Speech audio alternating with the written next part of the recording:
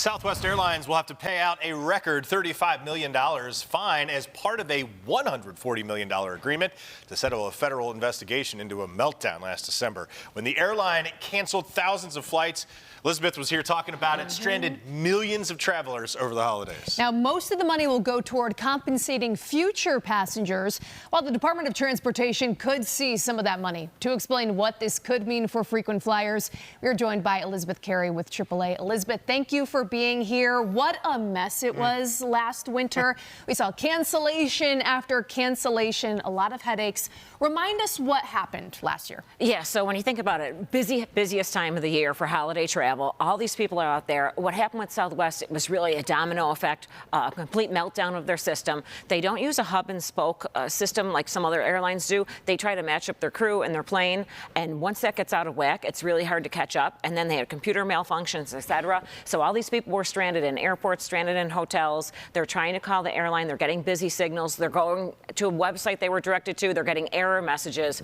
So it was just a complete disaster. And the federal government came down on them hard. That $35 million, part of the greater $140 million settlement, was something I think I read 30 times higher than the last penalty that they have doled out. Were they trying to make a massive statement to Southwest here? Yeah, it looks like they were crystal clear trying to make an example out of Southwest, saying you have to provide this customer service. They're saying they violated customer service, they violated consumer rights because of the delays. Even when they were processing delays and giving refunds or credits to people, that still took an extended period of time. So they didn't want to see this happen again. They're really trying to hold the airlines accountable. So here we are today. What is the outcome?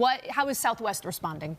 Yeah, so Southwest is saying they're pleased with the decision. They're sorry for everything that happened. They've continued to issue, rapid rewards, frequent flyer points, et cetera, for their travelers, and they're trying to put this behind them and look forward. Could this actually benefit travelers in the long run, especially even beyond the people who were among the millions stuck last year? Yeah, and this is what the government's trying to do to protect these travelers, to make sure something like this doesn't happen again, and also to make sure that people are refunded or reimbursed if it does happen to them. And, the timing is really crucial because here we are, the holiday travel season's kicking off on Saturday. 7.5 million people expected to travel by air, and that's going to surpass 2019 numbers by almost more than 4%.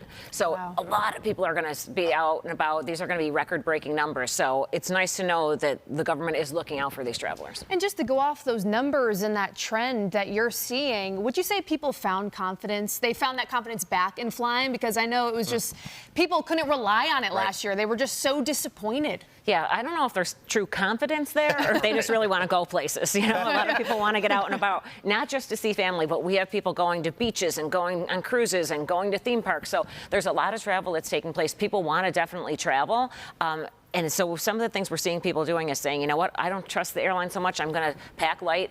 I'm going to use a carry-on bag so I don't have to worry about my luggage getting lost if the flight gets disrupted, et cetera. So not pure confidence, but they're still kind of looking out for themselves. You think that is your best advice? Do not check your baggage, especially in the holidays, because as you said, everything launches, here we go, on Saturday.